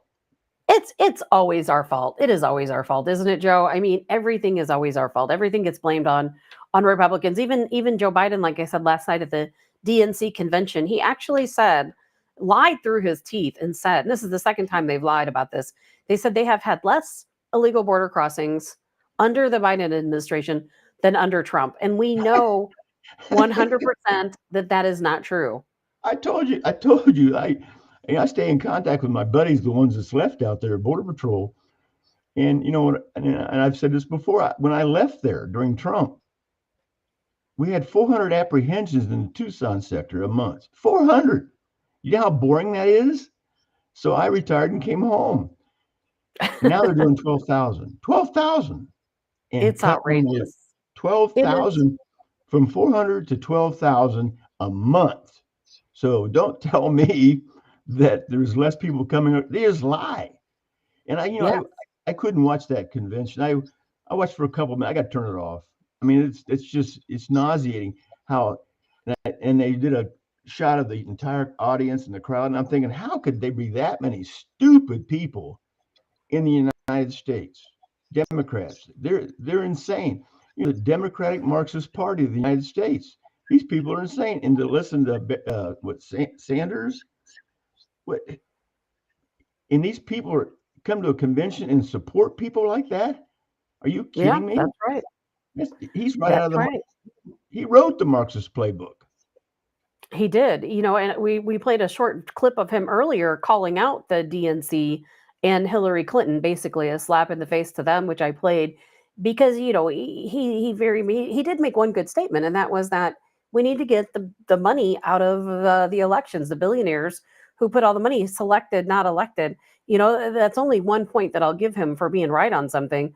But like I was explaining to people yesterday, these Bernie Sanders supporters, really even Harris herself and Walz himself, they don't come out and say this, but we all know socialists, communists, they're anti-government, completely anti-government. They are against capitalism. They want to destroy our economy, right? I mean, they're going to take us down to a level we have never yet seen. Yeah, people they've changed the verbiage as far as Joe Biden and his clowns. So, because at first they were talking about this had to be intentional. This is a plot against the United States. When the border crossings first started, I said, they're going to mess around and they're going to get about 2 million people here during the Biden administration. Hell, they got 10 million. I mean, That's and they're going right. to give them amnesty. And I told you on the last show, when Ronald Reagan said the biggest mistake he made during his terms were giving 50,000. He's 50,000 citizenship. And he said it was his biggest mistake he ever made because it sent a message that come here. I mean, That's right. the cartel's handing out Biden T-shirts in Mexico. Biden, our man. Biden, our president. What is that? And also about the National Guard down there, as far as this, what is this guy's name? Luntz, or what was his name? Luntz, running against Hawley. What is it? What was his name? Oh, yeah, That Luntz. Holly was talking to? Yeah, he didn't mention in his commercial that they don't give the National Guard ammunition. I mean, No, so of course not. no, and they're not allowed to stop them. The illegals coming into this country aren't allowed to. They're not allowed to detain them or anything. If they're walking No. north and they don't stop, they can't stop them. So the That's cartel right. just tells them. The cartel tells the illegals coming in, ignore the National Guard. Their mission statement is to get as many in here as possible. And that could then Mayorkas gets on TV and says, "Oh, the border's safe, the border's secured." But the mission statement from the White House is to expedite those people coming in as much as possible. Crazy. Well, it's all about voting, Joe. You know, already the RNC, as a matter of fact, came out and said yesterday, late last night, I think it was, that there's 41,000 illegals who have already registered to vote. 41,000, and they are attempting to get the Supreme Court to block those votes. But that's right now, 41,000. Think what it's going to be by the election. You know, we know why they're here. We know why they're bringing them in. You know, they're flooding the border. You know, and I don't see any end to it. And they're going to continue. Yeah, they're not incompetent. They're treasonous. You know, I had a friend of mine text me 2 days ago and said he just got a absentee ballot in the mail that was addressed to the former person who lived there. And he said, I didn't ask for the absentee ballot. They just sent it to me. Think about that. He got an absentee Yeah. ballot sent to a Chinese prior. What is that? What is that? That's It's right. insane. And New York It's is insane. expanding. They're expanding it. Hey, this weekend, me and McCloskey, Mark, are speaking at the True Republican United meeting in Moscow Mills. It's their Reagan Day celebration, dinner and all that. And I'm speaking, Mark's speaking, and one of the January 6th victims is speaking. And also a reminder, this is cool. U.S. Navy veteran, NATO kickboxing champion, national champion actor, former deputy sheriff is our guest speaker at our event in Washington, Missouri on September the 7th on Saturday night. Starts at 5 o'clock. Got VIP special tickets, whatever. Go to the Patriots at thewashingtonguard.com. Click on events and get your tickets and come on out. You'll be there. I'll be there. Other celebrities, I'm not a celebrity. Other people in the media will be there. Jamie Almond's back, thank God. Yes. And Yes. Mark McCloskey will be there. So it'll be a bunch of real patriots, real patriotic event. And of course, the money all goes to the equipment and training for the support of the first responders. It's a good cause. Joe, I will be there on September 7th. Now, where can people find you and Mark McCloskey this weekend? Let's see. It's at the Lions Hall this Saturday. Starts at 5 o'clock. It's the True Republican United, the Ronald Reagan Day in Monroeville. Yeah, Monroe. Is that it? Monroeville. Mhm. Is it Monroeville? Perfect. Yeah. Well, I hope people go out. Monroeville. Yeah, I've heard of it, but you know what? We can look it up. Yeah, Monroeville. Well, tell Mark everyone says hello, And I hope everybody can make it out. And now, Joe, just a reminder to everyone, they can reach you by email at patriot at WashingtonGuard.com. Is that correct? Yeah, Is it Patriots at WashingtonGuard.com? yeah, that's the fastest way to get tickets. Our Patriots at thewashingtonguard.com, and our website is thewashingtonguard.com. A lot of information on us, what we're doing, and you might want to take a look at that too. And if they, in fact, we strictly when you apply to be a guard person, of course, you have to come to a background check, and you apply on everything applies online. I asked my wife, I said, couldn't you just give me some applications? I run into people. No, they gotta apply online because we're getting so big and we have to be organized. And so they go to pages at the WashingtonGuard.com or the WashingtonGuard.com website. Click on applications or how to join, and it'll guide them through it. So anybody's welcome. Excellent. Well, Joe, thank you so much for joining us today. I already can't wait to talk to you next Wednesday. I hope some folks come out in Monroeville and join you this weekend with Mark McCloskey. And if you send me the information, I'm going to post it on my Facebook page too, so people can find you. All right. And September 7th for sure. I'm going to be there September 7th. I cannot wait. I'm so excited. The time can't go by fast enough. But otherwise, Excellent. make sure you guys reach out to Colonel Joe Adams. And, Joe, a lot of people have been asking questions. A lot of people, want to reach out to you. So I hope they certainly do. You guys are absolutely fantastic. Thank you. And I am Thank free you. to go. All right. Thank you again. Have a great day, Joe. All right. Colonel Joe Adams, so happy to have him here with us. Man, he is just such a good guy. And, I really like his wife, Deanna, as well. Really good people. Again, Patriots at thewashingtonguard.com. Be sure to reach out to Colonel Joe Adams. Safety in numbers. We hope that nothing crazy happens, but it doesn't have to be a war. It doesn't have to be an attack. It could simply be that there's a massive flood, or there is an earthquake or a tornado, and the Washington Guard, they're going to come out to your home. They're going to come into your community. They're going to assist you. And you could be one of those responders to a national emergency or a community emergency to help the Washington Guard, go out into the community, make things a little bit better for the folks that need it. And you know what? Let's just say there is a worst case scenario, whatever that may be.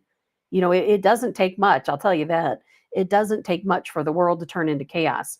I think it was Robert Peterberg who said a few minutes ago, it happens fast. It's not going to be a slow process. When it goes down, man, it's going down. And you certainly want to be in the right place with the right group of people, don't you? I do know that. Stacy says, I like listening to Colonel Joe's information. I do too. A wealth of information. So thank you again to Colonel Joe Adams for joining us. And hey, if you want to stick around for a minute, I'm going to talk really quick about RFK Jr. and the potential endorsement that's coming up. I want to play those 2 Tulsi Gabbard videos for you guys. But we got about 20 minutes, so I got to do it all pretty darn quickly. But, I think that an RFK endorsement would be really fantastic, really fantastic. Before we do that, I'm going to show you this Elon Musk poll. I'm going to pull this up here if my system allows me to do so. It's always a little finicky about things, as it obviously is going to be now. I don't know why sometimes things pop up, sometimes they don't. It would normally be over there in the little blank spot, so I guess we won't worry about that. But he did post a poll on X. Isn't that funny how sometimes things pull up, sometimes they don't.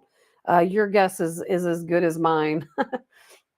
But the last time I checked Elon Musk poll, there was over 1 million people who have cast their virtual vote on X.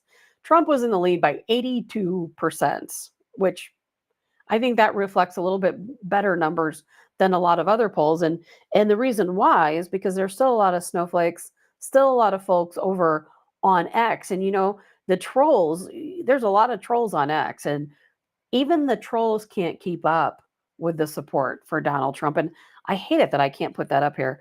I have no idea why. I don't know, technical things. I get some things worked out and other things not. So this is how this all played out with RFK Jr. It would be absolutely fantastic if RFK Jr., if he joins our team, right? He's not a Republican. He doesn't claim to be a Republican. He's a Democrat. Even a moderate Democrat is still not a Republican. But there's a lot of folks who would vote for RFK Jr. If he's on the ballot, there are a lot of people who would vote for him, but not enough for him to beat Harris, unfortunately, because we know what the DNC is going to do. He knows the DNC will never allow him to win against Harris in a primary. We know that's not going to happen. And so let's just say that RFK is offered a position in Trump's administration, and they have a little deal exchange between an endorsement and a position on the administration. I think that's going to pull a lot of those people over to our side because, as we know, there are a lot of Democrats. They're not Republicans. They're not they're not us. However, they don't want a Harris administration any more than we do. It's going to pull these people over, in my opinion, and we so desperately do need them. According to the votes, we are certainly the majority. We don't have to worry about that, but we need it to reflect in the polls. So this is how it all started out.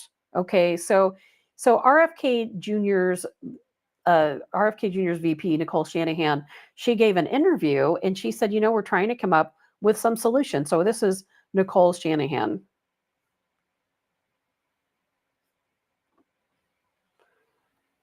All right. So hopefully not everything went down with everything. There's two options that we're looking at, and one is staying in, forming that new party, but we run the risk of a Kamala Harris and Waltz presidency because we draw votes from Trump, or we draw somehow more votes from Trump, or we walk away right now and join forces with Donald Trump and we walk away from that and we explain to our base why we're making this decision. Okay, so here is Trump's rebuttal. Can I ask you about RFK? Because just moments ago, his running mate said that they were considering endorsing you. Have you considered him for a role in the administration, and what role would that be? Well, we haven't, but I would love that endorsement because I've always liked him. Would you also consider putting him in the administration? You're asking me a very unusual question. I haven't been asked that question yet. I like him a lot. I respect him a lot. I probably would if something like that would happen. I think it's going to happen. I don't know what you guys think. I think it's going to happen. I think RFK is going to jump ship because he knows there are no chances whatsoever for him in the Harris campaign. They are not going to hire him to be part of their administration. There is no way in a million years. They are going to select. Remember when I told all of you guys, out of all those candidates, that Harris was meeting with Tim Walz and that he would likely be her choice? Why? Because he is the furthest left she could go. Their entire administration is going to be the most far left folks that are within this country, that are in the political world. There is no way they want an RFK Jr. on their team. Not going to happen. We need him on our side. I am happy to have him on our side. I don't consider him to be a conservative like I am. However, I still think he's a good guy. I think he's going to bring a lot of good people over our way. Let's hope and pray that happens. It needs to happen. Pam says, God, please let that happen. Good morning, Lane. Jay, they've already said only one party hasn't tried to prevent them from running. Stacey, RFK has been calling the truth out for quite some time. He sure has. And Pam, we need RFK voters. RFK is pretty liberal, Jay, according to Jay. I consider him to be a moderate Democrat. I don't see a ton of super far left policies that he has supported. I think he's a very moderate Democrat, and I do think there is a place for him in our administration, in the Trump administration, because we know a president is the president for all people, right?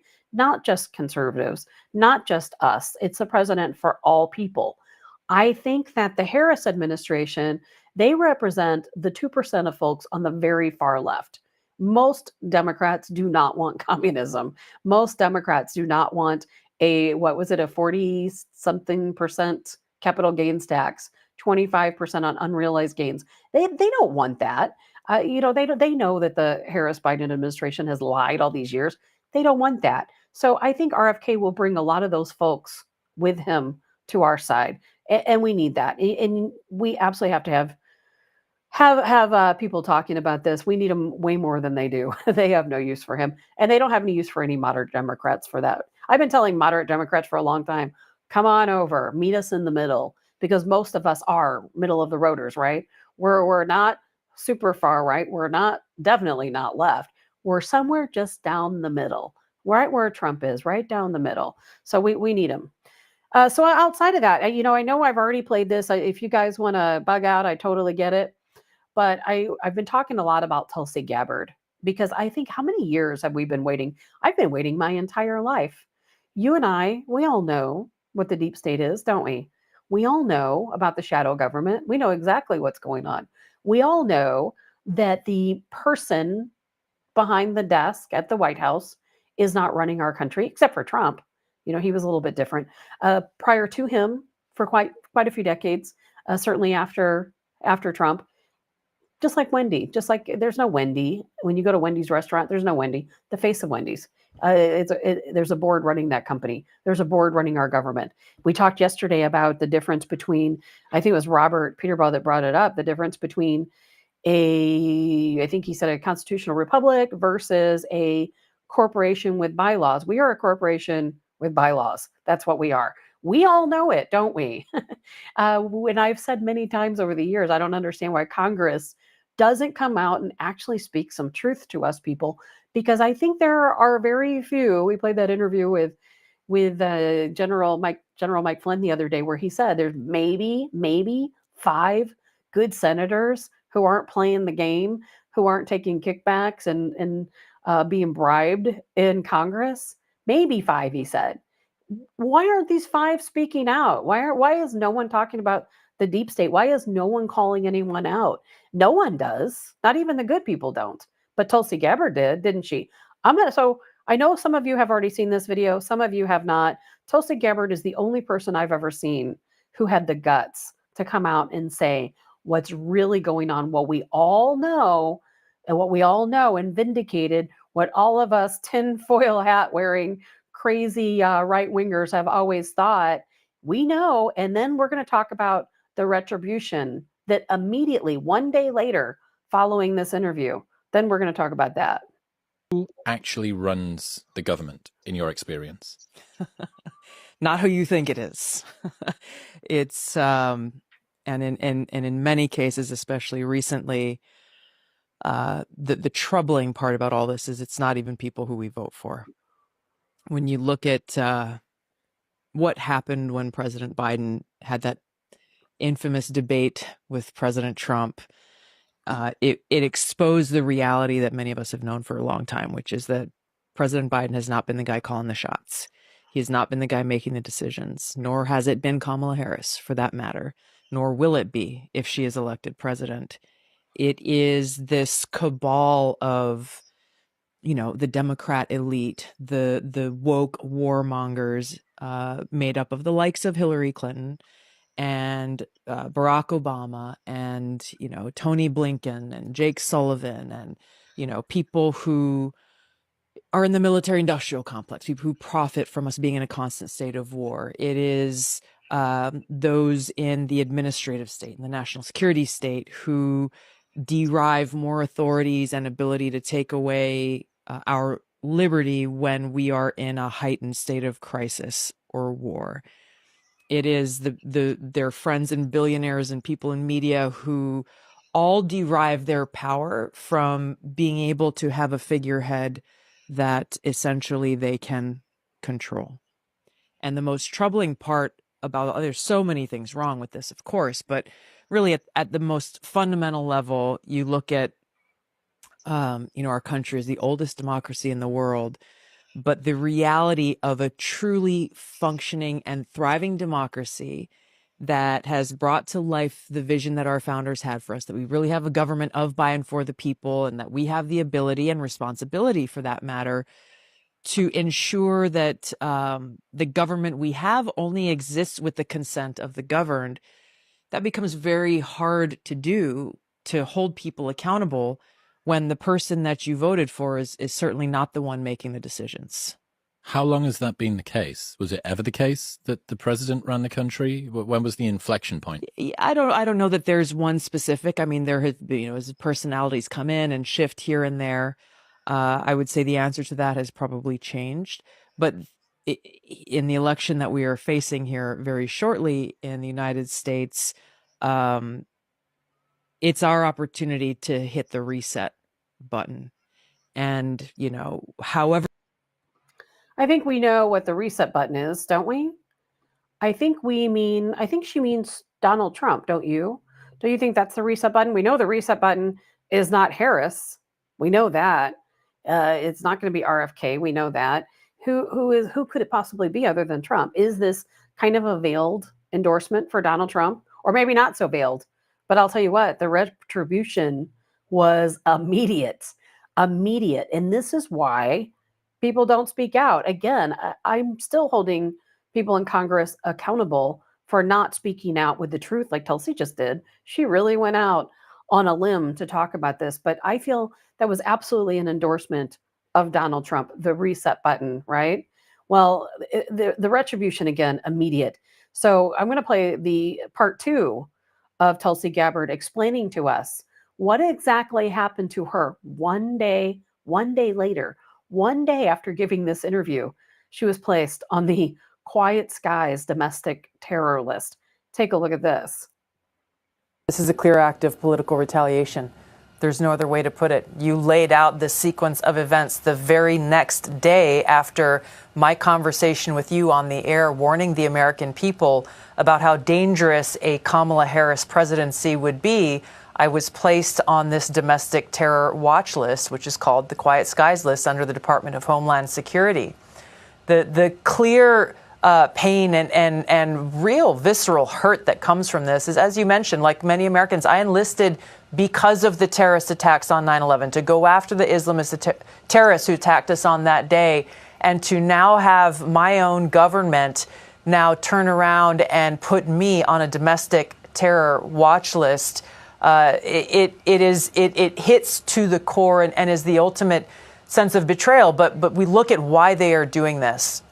It has a chilling effect. It sends a warning both to me and to anyone else who even thinks about daring to criticize our own government, which is a guaranteed protected right under the First Amendment. Yeah. That we will be subject to a violation of our Fourth Amendment right to privacy through this kind of surveillance. And that's the biggest stress that's been caused by this entire situation, Laura, is now forever. I will always be looking over my shoulder. Won't we all be? Won't we all be forever looking over our shoulders? Because political persecution, it's not just happening to Tulsi Gabbard. What happened to her is insane. I mean, it's really, and it goes to show, doesn't it? I've said for years, why don't people speak out? Why don't they talk about what's really going on? There are so many people, members of Congress, who know that they sit down with Joe Biden. They sit down with the people who are really running the show, the cabal, and they don't talk about it, do they? They never talk about it. They never tell the American people what's really going on. They're all snickering. They're all laughing. We know exactly what's happening. They don't tell us, even our own people. They don't tell us. And of course, they know exactly that there's going to be immediate retribution. And where does it end with Tulsi Gabbard? I don't think it's going to end with her being on the Quiet Skies list. I really don't. We've talked about Scott Ritter, a podcaster who had his home raided by the FBI just a couple weeks ago. We've talked about Dmitry, can't recall Dmitry's last name, another guy who was, they called him a Russian sympathizer. Who does live in Moscow right now, but he's very critical of the United States government and how we have intertwined and how our foreign policy has, connected with Russia. And what happened? They came to his home here in the United States in Virginia. They raided his home where his daughter now lives. You don't think you're free from political persecution. What's happening to Tulsi Gabbard, it could happen to anyone. And Robert says, why don't they talk? Unaliveness. You better believe it. Well, somebody said yesterday, and I thought it was kind of funny, but they were talking about Hillary Clinton speaking at the DNC, and they're like, here's a woman who literally has an unalived list, larger than a small island. And yes, we're a small country, absolutely so. But yet there she is speaking at the DNC. She doesn't care. Another crime family, part of the cabal, right? Man, it's crazy, but you can't forget about this. You got to make sure other people know. If you can't share the show, I know a lot of people are worried about sharing shows where people talk about political talk and different things, and especially when we talk about militias or we're talking about voting, we're talking about the elections. But you know what? Some of the platforms have loosened up more than you think. Believe it or not, this is my 24th episode. Not been deleted yet on anyone. Well, I take that back. One platform deleted 2 of my shows, but they claim it was over music copyrights and not my political speech. So we'll see. We'll see what happens, right? We'll see what happens. But we've got to hang in there. We've got to talk about it. We got to make sure people know, Americans know what's coming. Because I'll tell you what, under a Harris Walz presidency, we're all going to be facing political persecution. We're all going to lose our First Amendment rights. We're all going to lose. And what happens when you lose your First Amendment rights? The others follow quickly in secession. Because what can you do if you can't speak out, right? What can you do if you can't speak out? So think about that. I'm going to turn the tables just a little bit. I want to talk very quickly just about what's going on in the Middle East, because it all does relate, because it's all a big game, isn't it? It's all a big game. So it's always good to know what all the players are doing in the game, right? And there certainly are a lot of players in the game. Iran said that, hey, time's on our side. We're going to make a calculated attack on Israel. Time is on our side. Now, don't you think? Here, you know what? Let me talk about this first, and I'm going to tell you where I'm going with this, because it's very calculated, isn't it? Very calculated. These people know exactly what's going on. Trust me, they know exactly what's going on. Belarusian President Alexander Lukashenko, he believes that Ukraine is invading Russia, and they are. They're in the Kursk region, they're in Belgorod, and Russia hasn't really largely done a lot about it. They have obliterated a few of these troops that are coming through, squadrons that are coming through. They have yesterday, I think it was yesterday, the day before yesterday, they struck Kiev, a big army depot, ammunition depot. But outside of that, they haven't really reacted in the way I don't think any of us expected them to react. So Belarusian President Lukashenko, he's saying, you know what? Ukraine is pushing Russia. They're pushing Russia. They're pushing Putin's buttons, because they want him to strike back. They want him to be forced to use nuclear weapons. So nuclear weapons coming up a lot in the news the past couple of days. That's not unusual. Nothing has ever happened in the past. But I'll tell you what, these people know what's going on. They're not stupid. They're not stupid. Putin knows. Belarus knows. They know that we, NATO, and thank you, Allison, NATO troops. Yes, it's not Ukraine that's in the middle of Russia. Nope, it's NATO. It's American troops. It's British troops. It's Italian troops. It's French troops. Canada, believe it or not, there's Canadian troops up there. It's crazy. NATO, it's NATO that is in Russia. And Putin knows this. China knows this. They all know what's going on, all of it. And, they know, these leaders of these different countries, they know that before United States election, that the regime that is currently in power, just like any other country, a regime, just like any other country you hear about on the news, we call it here a president, an administration. It's a regime. They know that this regime will do anything they can. This cabal will do anything they can to retain power. And that certainly includes starting a war, right? I mean, they tried to imprison Trump, didn't work. They tried to bankrupt him, didn't work. they tried to assassinate him, didn't work. Monkeypox isn't scary enough for us. And so what else are they going to do?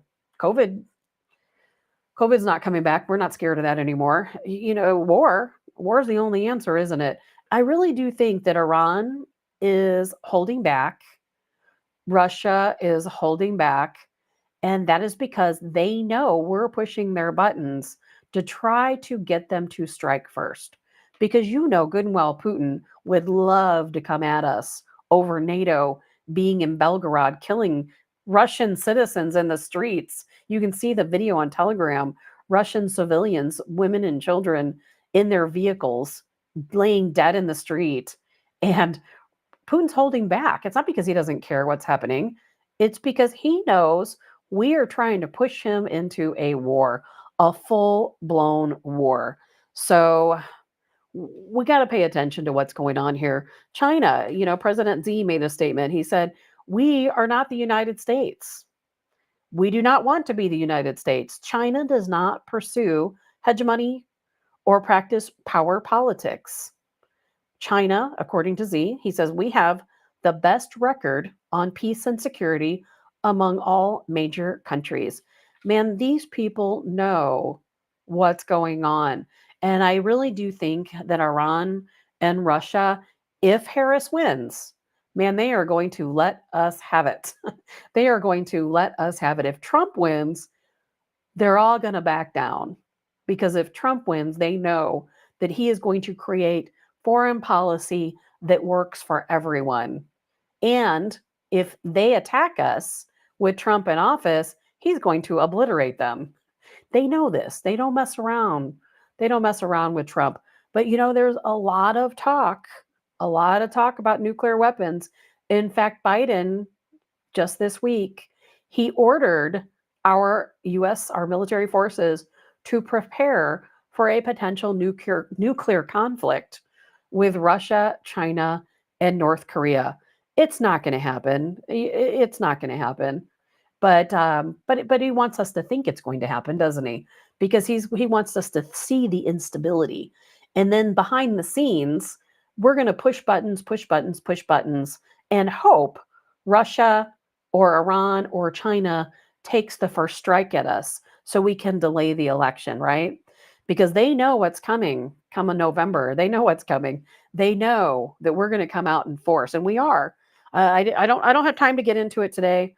I will tell you, because we're running out of time. We're out of time, actually. The Trump campaign, they trained 7,000 election workers on Sunday in battleground states. We'll talk about that tomorrow. In the meantime, we're out of time. Man, think about all this stuff. Think about it. Share the show. If you like the show, share the show. Man, we have to spread the truth faster than they spread the lies. And that is the way to do it. And I'll tell you, we are in the majority. So don't be scared what your liberal or Democrat friends and neighbors think. We are the majority. And don't ever let the media propagandize you into thinking anything otherwise. Outside of that, that's it for me for today. And Donna says, Ukraine not part of NATO yet. No, I don't think they're ever going to accept Ukraine. Ukraine was our little play toy, right? And I think we're done with Zelensky. I think we're done with Ukraine. We're going to end up breaking Ukraine apart, and who knows what's going to happen there. We've taken all of the profit we can out of Ukraine, so I don't see that happening. But I hope you guys all have a fantastic day. I'm Tabitha with Tabs on Tap. Thank you to Colonel Joe Adams for joining us today. Lots to talk about tomorrow. Cannot wait. On Friday, before I go, man, I don't want to forget this. Have you guys heard about this story with Mike Lynch?